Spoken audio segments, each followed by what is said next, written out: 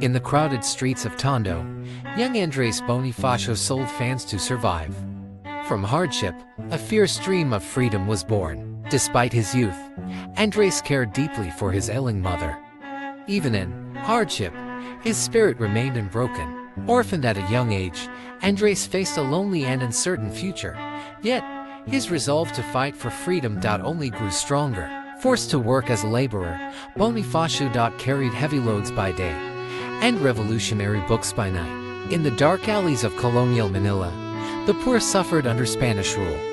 Bonifacio vowed to break their chains. Under the cover of night, brave revolutionaries gathered in secret to plan their fight for freedom. They solemnly pledged their lives, united by the dream of a free and independent nation.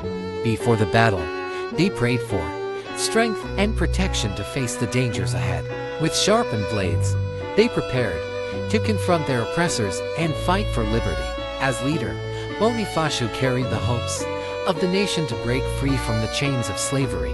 The warriors stood ready to defend freedom against all odds. Careful plans were drawn on maps to guide their path toward victory in the revolution.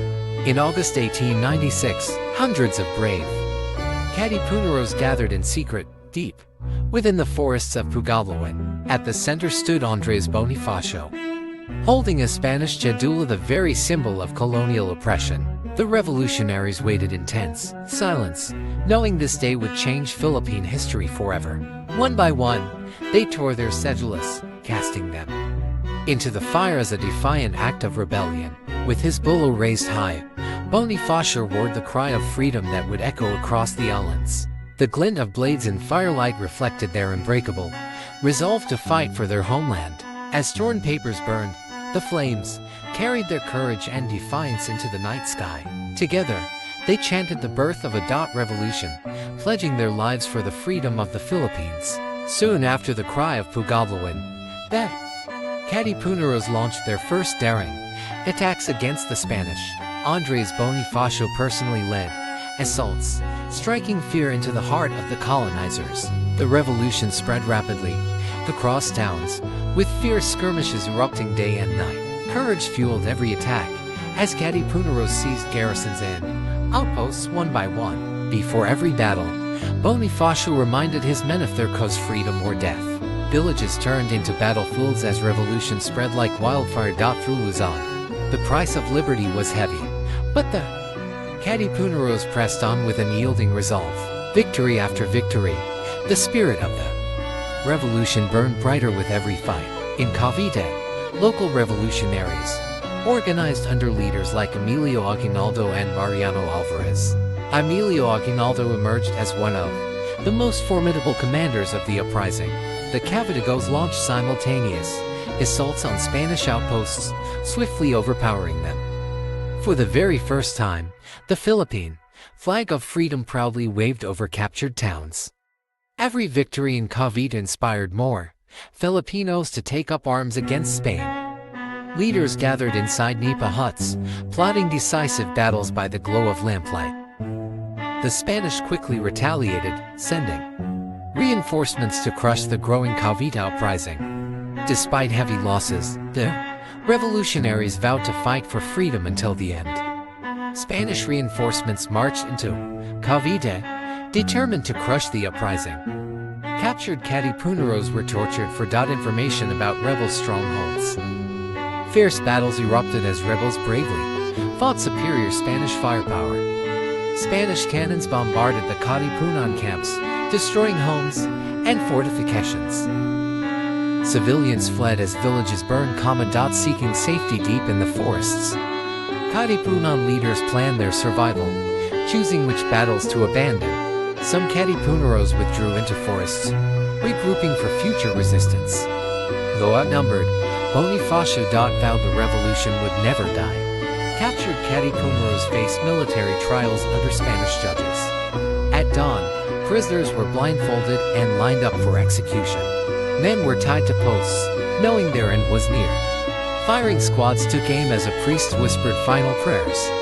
Gunfire rang out. Several revolutionaries fell where they stood. Their bodies lay still, while people mourned in silence. Families wept for their lost sons, powerless to fight back.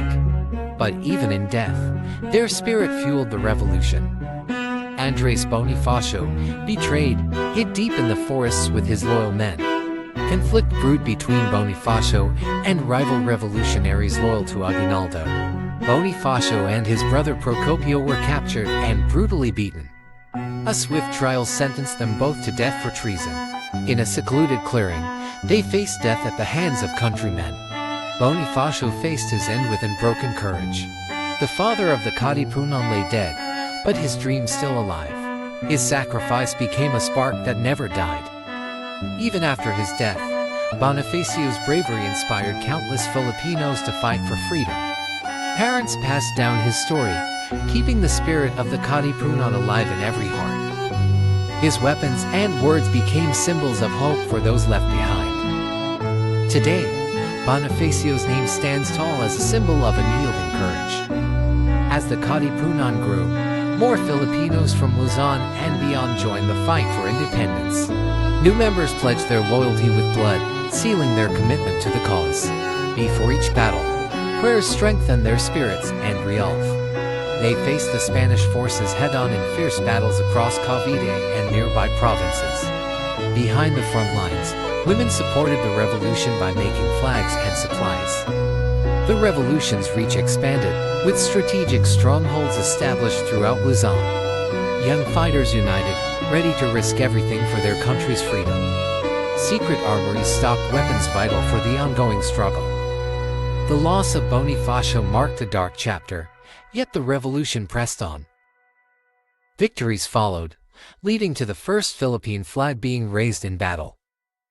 Today, Bonifacio stands as a timeless symbol of Filipino courage. His legacy lives in every Filipino who values freedom. The battle they started is not over. Even today, the spirit of the Katipunan lives within every Filipino who values freedom and justice.